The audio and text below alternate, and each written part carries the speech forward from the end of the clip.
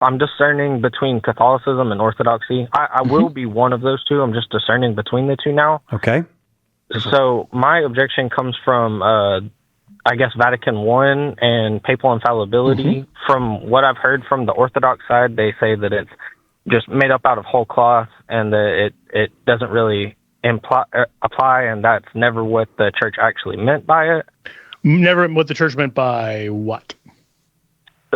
Like that the Pope was never supposed to be infallible. Okay, I see. Yeah.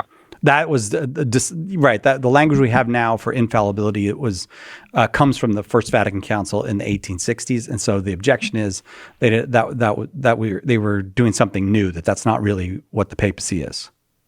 Yes, correct. Okay.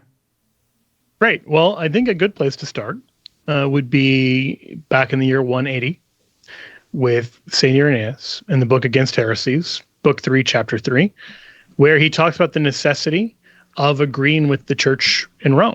He says we can dispel heresy by indicating that tradition derived from the apostles of the very great, the very ancient, and universally known church founded and organized at Rome by the two most glorious apostles, Peter and Paul. And also by pointing out the faith preached to men, which comes down to our times by means of the successions of the bishops. For, and this is the kicker, it is a matter of necessity that every church should agree with this church on account of its preeminent authority. Now, that's an important standard, that it is a matter of necessity for every other church on earth, if they're going to persevere in the faith, to agree with the Church of Rome. I don't see a way that you can affirm that and not end up with at least something pretty darn close to the notion of papal infallibility defined at the First Vatican Council. Because if you think that the Church of Rome can err, then you can't think that it's a matter of necessity to agree with the Church of Rome, unless you're saying we necessarily have to agree with error.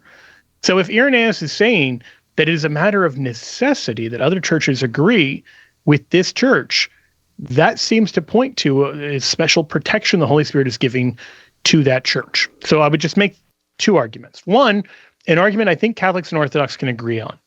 The infallibility of the church is necessary to live out the commands of Christ. And what I mean by that is this. Jesus tells us two things. I mean, more than two, but two for our purposes here. Number one, that we are called to be one. We're clearly called to be one church. He builds one church, not a bunch. And he prays in John 17 that we will all be one as he and the Father are one. So we can't have schism. This is a damnable sin, Galatians 5:20.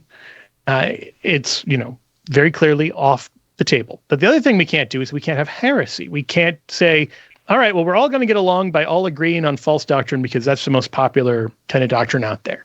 So you cannot choose heresy. You cannot choose schism. If the church can teach as a matter of church teaching something heretical, then you are forced to choose to accept heresy or accept schism. So therefore, we need infallibility to protect Christians from being put in that position. That makes sense so far? Yeah, that makes a lot of sense. Okay, great. The particular application of that is if the way we can identify which visible church is part of the true church is by appeal to Peter and the Apostolic See, by Rome, well, then we know that this is going to be true not just of the church writ large, but also in a particular way of the Church of Rome. And that's what we mean by papal infallibility. It's not that the Pope is personally sinless. I mean, Dante certainly was of the opinion a lot of popes were in hell, and he is by no means the only Catholic to speculate on that. It's not a promise of personal sinlessness. It is a promise that the Pope, using his office, will not force you to choose heresy or schism. Okay, that makes a lot of sense. Oh, and wonderful. Then I would add to that the other thing this gets us is, this identifying where to find the church by where Peter is, where, the Church of Rome is, this principle we see laid out by authors like Irenaeus. You see this in plenty of other authors. So, for instance, St. Optatus of Miletus and Against the Donatists talks about how this is why the Church of Rome is the head of the churches on earth. And he even makes like a wordplay between Peter being called Kepha and the Greek word for head. They're actually etymologically distinct. It doesn't matter. Like, that's not where the name Peter comes from, but he talks about the Roman Church being the Petrine Church. And he even says, like, this is why there's one apostolic see in this sense. Because otherwise, every church founded by an apostle could claim, well, you have to go with me. And yet it's very clear when you're reading Eastern or Western fathers that they have some recognition that there's some special authority held by the Church of Rome that nobody else claims to have. Now, there's honor given to a bunch, but there's a special authority given to Rome itself.